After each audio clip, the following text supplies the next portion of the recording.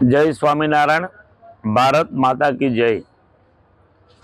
आज समाज को खास बात यही करनी है कि उत्सवों का महत्व मनुष्य जीवन के लिए क्या होता है और विश्व की हर एक संस्कृति में कई न कई घटनाओं को उत्सव के रूप में मनाया जाता है। लेकिन भारतीय संस्कृति विश्व में कुछ अलग संस्कृति है।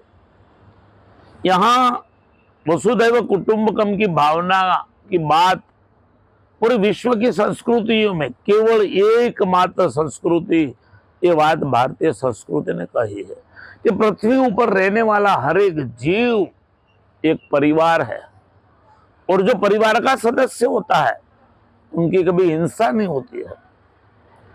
बाकी संस्कृतियों में खाने पीने की व्यवस्था नहीं है, एक दूसरों की मान मर्यादाओं की व्यवस्था नहीं है, स्त्री पुरुष के महत्व की व्यवस्था नहीं है, मातृदेवो भव पितृदेवों की भावना नहीं है, अतिथि भवो देवों की भावना नहीं है जो हमारे ऋषि मुनियों ने बताई है। उसी प्रकार उत्सवों की परंपरा, चातुर्मास अभी चल रहा है।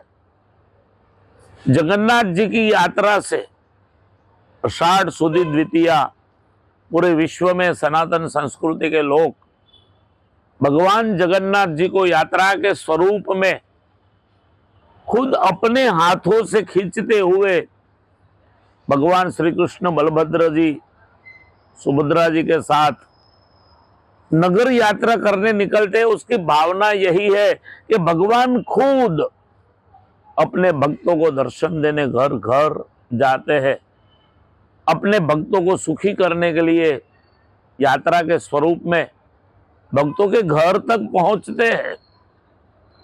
उसी प्रकार बीच में कई उत्सव गए, श्रावण मास गया, बिल्व पत्र आदि के स्वरूप से भगवान चंद्रमौलेश्वर शिव की आराधना भक्तों ने की। गणेश महोत्सव आया, मंगल मूर्ति वक्रतुंड महाकाय सूर्यकोटि समप्रभ निर्विघ्नं कुरु मे देव सर्वकार्येषु सर्वदा। सभी कार्यों को सफल बनाने के लिए गणपति पूजन की महत्ता भारतीय संस्कृति ने बताई है। ये उत्सव पूर्ण हुए।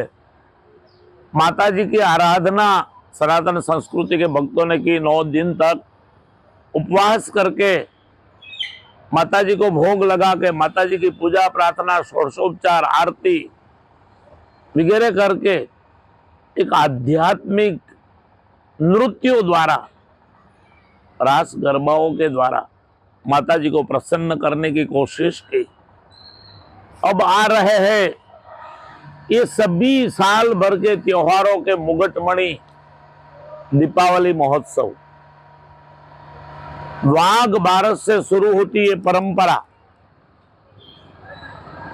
धनतेरस, काली चौदस, दीपावली के दिन लक्ष्मी पूजन और लक्ष्मी पूजन के साथ साथ नया वर्ष हम बहुत धामधूमी से एक दूसरे को मान सम्मान देते हुए अपने इष्ट देव परब्रह्म परमात्मा भगवान के मंदिरों में जाके भगवान से क्षमा याचना और आने वाला शुरू होने वाला नया साल के लिए कुछ प्रार्थनाएं, हमारे जीवन में संकट ना आए, हमारे देश में पूरी दुनिया में शांति बनी रहे, इस प्रकार की प्रार्थनाओं के साथ मातृ पितृ वंदन, वडिलों को सम्मान, ये देते हुए बहुत धामधूमी से दीपावली का महोत्सव सभी भक्त लोग मनाते हैं। कुछ दिनों के बाद ये महा महोत्सव आएगा। मुझे जनता को कहना है, मुझे भारतवर्ष की सनातन संस्कृति की ही नहीं लेकिन पूरे विश्व की जनता को कहना है कि आज पूरा राष्ट्र, पूरा विश्व रॉकेट गति से विकास पा रहा है।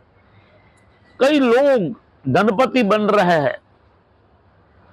फॉर्च्यून जैसे मैगजीन में यादी निकलती है तब लगता है कि 10% लोगों के पास विश्व की 50% संपत्ति है। और बाकी जो 50% पब्लिक है वो जीवन के विकास के लिए, बच्चों को पढ़ाने के लिए, पेट को पूर्णता देने के लिए, शरीर को ढंकने के लिए, शियाड़े जैसी ठंडू की ऋतु में शरीर को बचाने के लिए, बारिश की सीजन में घर में छाता नहीं है, छोटे छोटे घर है, ऊपर से पानी गिर रहा है, घर में अनाज मसाला वगैरह नहीं है, बच्चों को खिलाना है तो क्या खाए। इस परिस्थिति में जीते हैं तब जो 10% लोग हैं जिनको भगवान ने संपत्ति दी है और संपत्ति के साथ पवित्र विचार दिए हैं, हृदय दिया है, हृदय की एक भावना दी है, उनको मैं कहने जा रहा हूं खास करके कि दीपावली के समय में आप रोशनी करोगे, आप कई प्रकार की मिठाई खाओगे, नए नए वस्त्र करोड़ों की संख्या में लोगे, आप छोटे से छोटे कंडील लोगे, दीप लोगे, दीप प्रगटा के उज्वाला करोगे।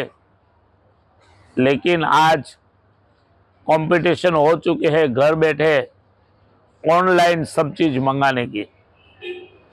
बस आज के प्रवचन का मेरा मेन हार्द वही है, आपके ही देश ने ग्रामीण लोगों ने बनाए हुए अपने हाथ से, जिसमें भाव डाला है, जिसमें अपनी लागणी डाली हुई है, जिसके लिए भगवान ने प्रार्थना की है कि ये मेरे हाथ से बना हुआ दीपक, मिट्टी का छोटा सा कुंडिया किसी के घर पे जाएगा तो उनके घर में हर एक प्रकार का उजाला छा जाएगा।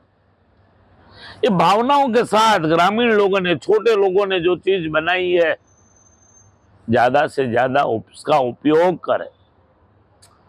कई माताएं, कई वडील माताएं, कई बूढ़े लोग बाजार के बीच में छोटा सा पाथरना डाल के बैठे हैं, 100, 200, 300 रुपये की चीज लेने की उनकी कैपेसिटी है और वो बेच के अपना जीवन चलाना चाहते हैं, अपने बच्चों को पढ़ाना चाहते हैं।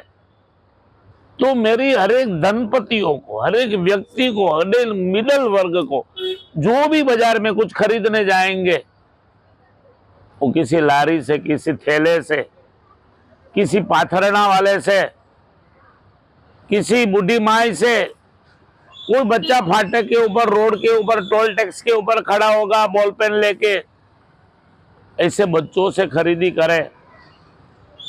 ऑनलाइन खरीदने का जो एक माहौल बना है वो देश के लिए खतरनाक है। आपका पैसा किसी वैश्विक कंपनी में जाएगा, आपके देश को नुकसान है, आपके समाज को नुकसान है, आपकी संस्कृति को नुकसान है, आपके धर्म को नुकसान है और सभी प्रकार के नुकसान को अंततोगत्वा पूरे राष्ट्र को नुकसान है।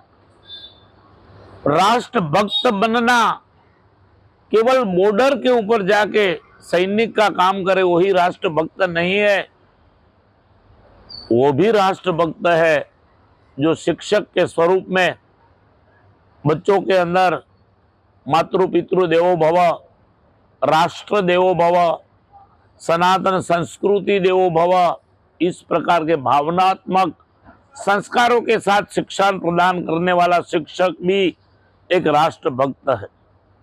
कोर्ट में काला कोट पहन के न्याय दिलवाने वाला एक वकील नीति के साथ किसी अन्यायित व्यक्ति को न्याय देने में कोशिश करे, वो वकील भी राष्ट्रभक्त है। देश का जब विकास होता है, डेवलपिंग होता है, तब कई प्रकार के इंजीनियरों की आवश्यकता होती है। वो इंजीनियर भी राष्ट्रभक्त है जिन्होंने सही रूप से रोड, रास्ते, ब्रिज, बिल्डिंग बनाए, उसमें किसी भी प्रकार का कोई प्रॉब्लम ना आने दिया। ऐसे व्यक्ति, ऐसे इंजीनियर भी एक अच्छा राष्ट्रभक्त है। उसी प्रकार खरीदी करने निकला हुआ कोई व्यक्ति बाजार में से किसी गरीब को देख के, किसी वृद्ध को देख के, किसी बूढ़ी माए को देख के कोई किसी दादा को देख के कोई छोटे अनाथ बच्चे अपने हाथ में छोटी छोटी चीज बेच रहा है, उनको देख के जब अपने हृदय में भावना होती है उनके विकास के लिए, उनसे मैं 2 पैसा ज्यादा दे के खरीदी करूं, ऐसे लोग भी सच्चे राष्ट्रभक्त है। राष्ट्रद्रोही वही है जो कोई चीज ऑनलाइन मंगवाते हैं।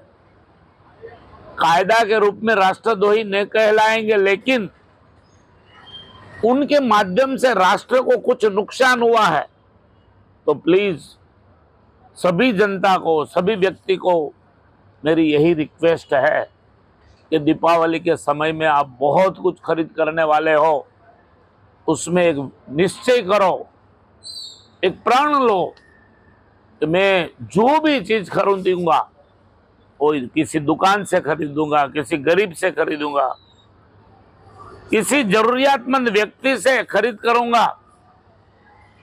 मेरे जीवन में परमात्मा की कृपा से जिस प्रकार से धन प्राप्ति हुई है, मेरे परिश्रम से, मेरे सद्भाग्य से, उसी प्रकार अन्य के जीवन में भी धन प्राप्ति हो, उनका भी परिवार अच्छे से अच्छे चले, ऐसी सभी देशवासियों को आज इस पवित्र दिनों में एक संत के स्वरूप में मेरी विनंती है, मेरी प्रार्थना है।